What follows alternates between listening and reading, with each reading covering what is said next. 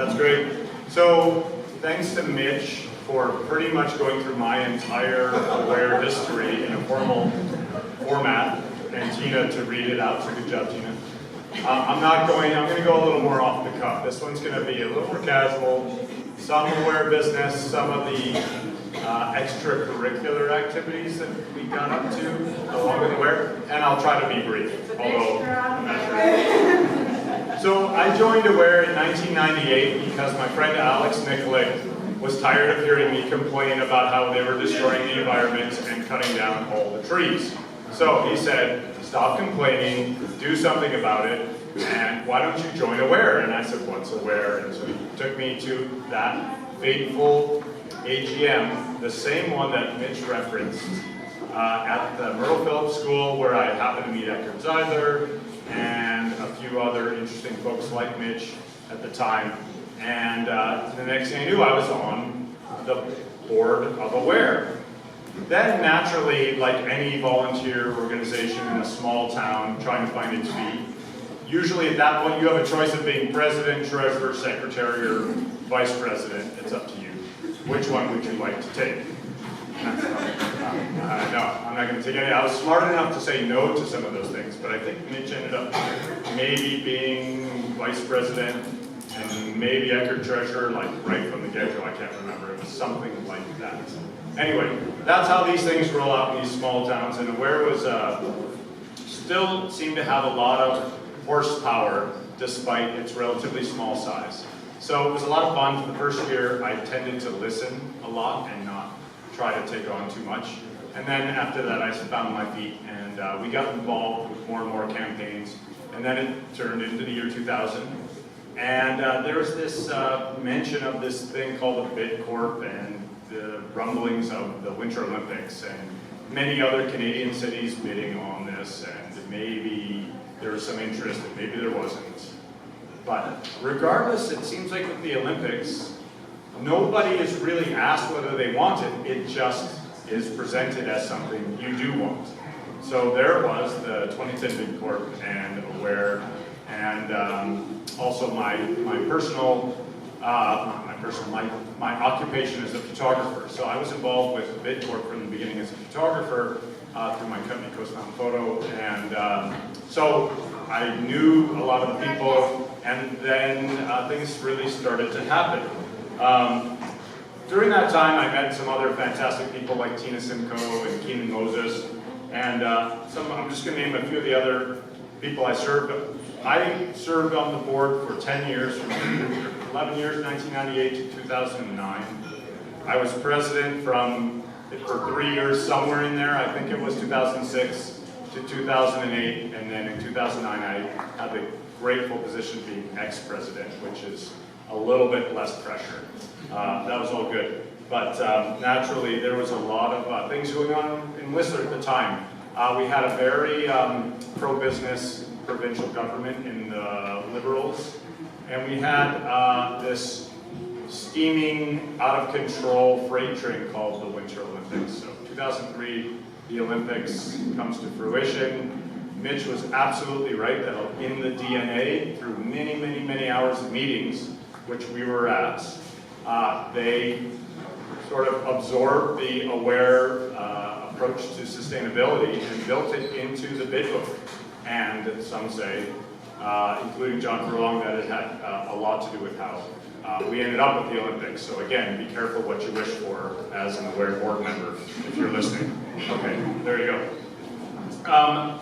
During that time, we did have that chance to be involved with Cornucopia and be the charity recipients of a ton of work, a lot of pound on the pavement, finding businesses with donate prizes for generating funds through the silent auction.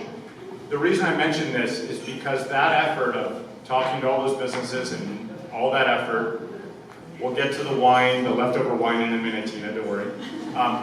But all that effort led to a very wonderful thing, which I would call our crowning achievement over those years in the form of funding a conservation constituent at the table of the 2004 to 2009 LRMP, the Land Resource Management Plan, and Johnny Mikas. So Johnny, where are you? Let's all wave for Johnny. Are you in the back?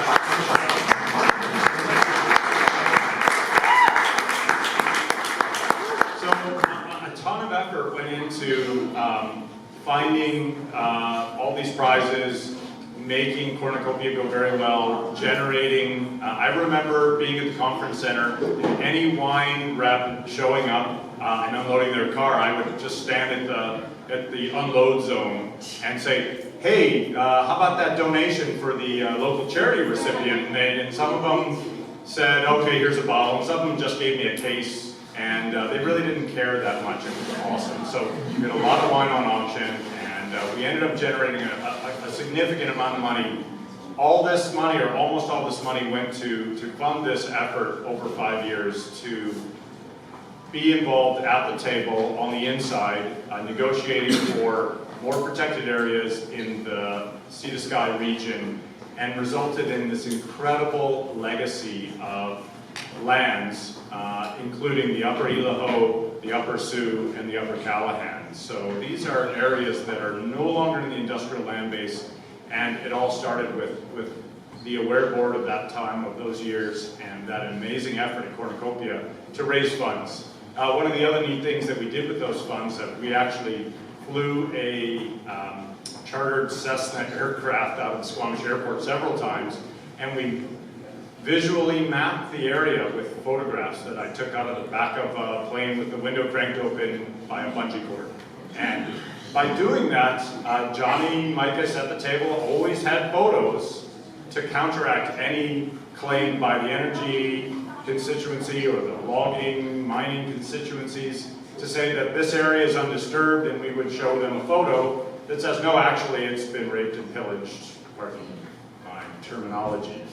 So we used these funds extremely effectively to pay Johnny very modestly over 5 years to complete this, and in the end we achieved, I think it was a 25% increase in protected areas in the Sea to Sky corridor, in a process that we were told we wouldn't be given 1% increase in protected areas. So I think that's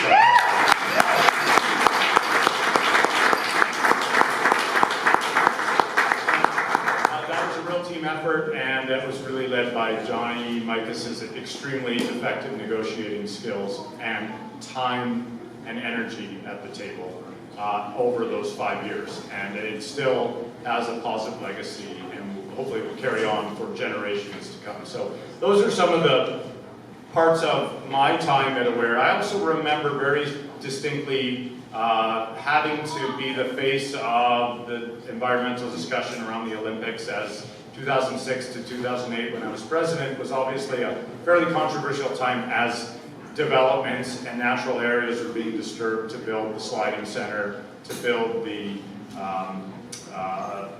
Nordic Center out in the Callahan especially, and these discussions around whether grizzly bears actually do or don't exist in the Upper Callahan. So we had evidence from government biologists that worked for the BC government that said that they do exist in the form of DNA hair traps.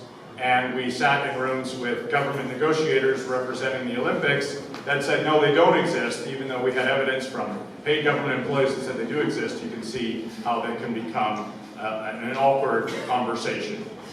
Meanwhile, I'm being interviewed on CBC or other places, on the radio, and then one day my business partners from my photo business take me aside, and they say, geez, Brad, we got a phone call from some of the communications and community relations people from VANOC. And I said, oh, what about? And they're like, about you and about your involvement with Aware. And I said, oh, well, isn't that wonderful? And they said, no, not wonderful at all. So it was interesting that VANOC actually called my business partners and suggested that my business would not be successful in bidding on Olympic business because of my activism with Aware at the time. And obviously this came as a real shock to me. It didn't actually slow me down very much at the time, because this is what I thought was the right thing to do, and I was obviously just representing the organization, and I couldn't interject my own business needs into that at the time. In the end, it all worked out okay, but it made me think, wow, this little volunteer grassroots organization was really an organization that could and was doing great work throughout the Olympic development period, and I think, for lack of better terms, made a very gargantuan development effort a little bit less destructive than it might have been otherwise. So that's something else that I really take away from.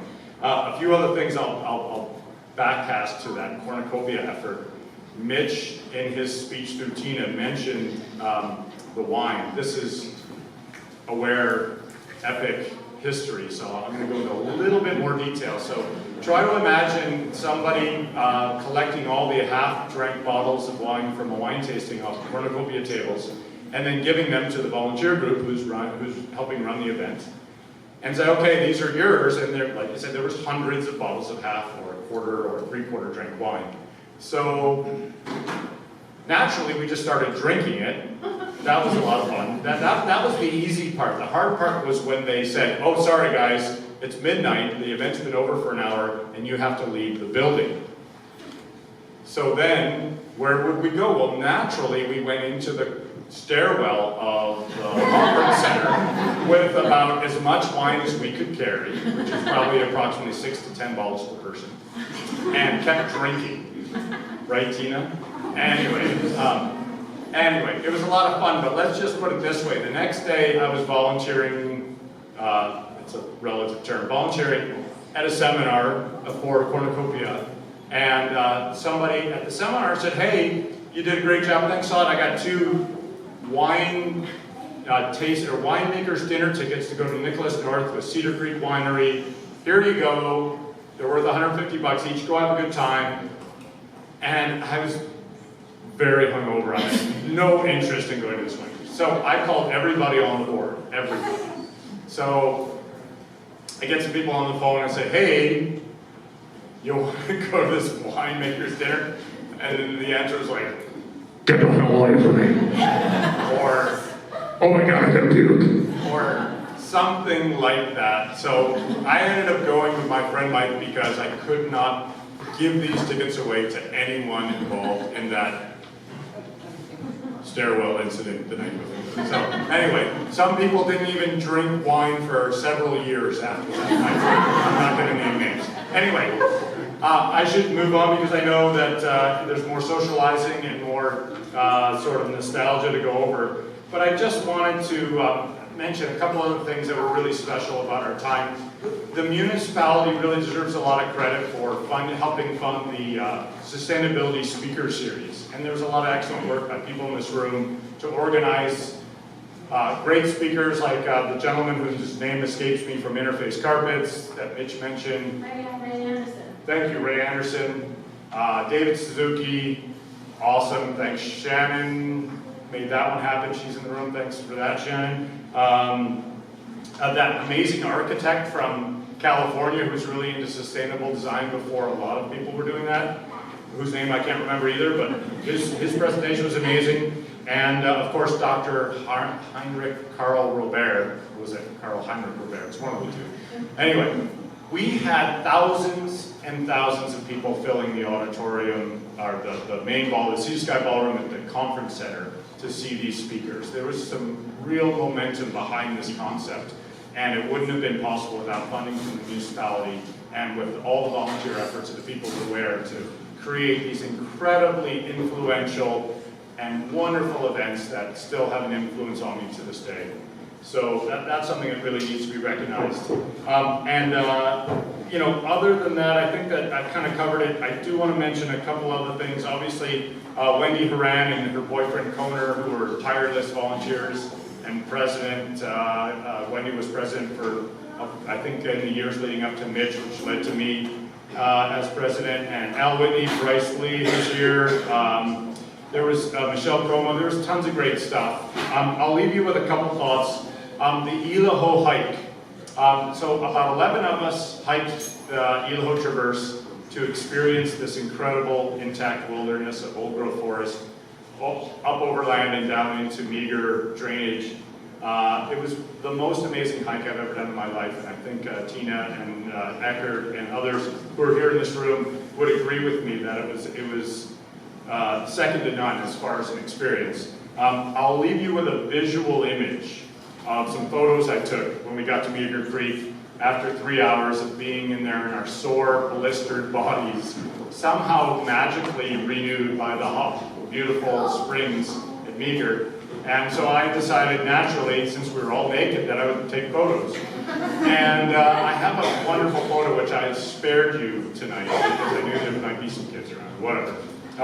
But try to imagine all 11 of us, except for me, facing away from camera, naked, standing in the hot springs, only up to our knees, butts fully exposed, facing away from camera, steam rising, just an amazing, arms around each other, just an amazing experience that really was hugely bonding, and people are still talking about it, I'm still talking about it. And luckily, there was no digital cameras back in those days, so I only have somewhere in my buried, I have one slide photo that has this image. If anyone really wants to see it, come see me. And also a shout out to Carson. Carson, those of you remember, Carson died this year, he passed away, and he was another amazing board member. Carson.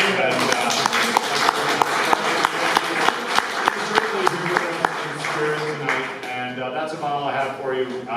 Great work, Claire, and everybody on the board to keep things going. Part of my job for the 3 years that I was president was just keeping Aware going so that it didn't fold, because it was always a struggle to make it move forward. Yet we still managed to do great things, and I know Aware will continue to do great things in the future. So thank you very much.